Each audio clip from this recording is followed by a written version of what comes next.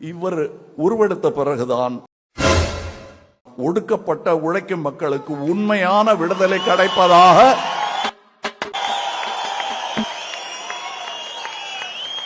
நாம் நினைக்கிறோம்னா ரொம்ப சுருங்கிடும். நாம் நினைக்கிறோம். அத நான் சிதம்பரம் தொகுதியில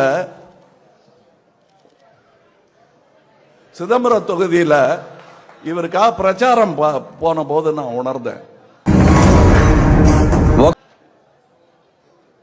யூனிஃபார்ம் போட்டுக்கிட்டு நின்ன போலீஸ்காரன் கண்ணுல தண்ணி வருதுங்க.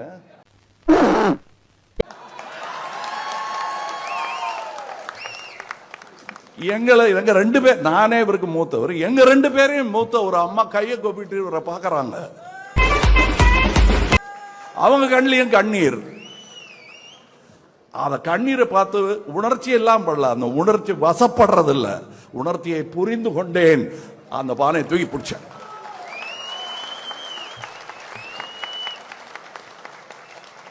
அதில் பொங்கல் நடத்த வேண்டும், பொங்கல் நடத்த வேண்டும், பகிர்ந்து உண்ண வேண்டும். என்ன பிரியாணி புளிக்குது? புளிசாத யாரு? அட பாவிங்களா, புளியஞ்சாத்துல முட்டையை வச்சு பிரியாணின்னு பொய் சொல்றியா? இதுலயும் போர்ஜரியா?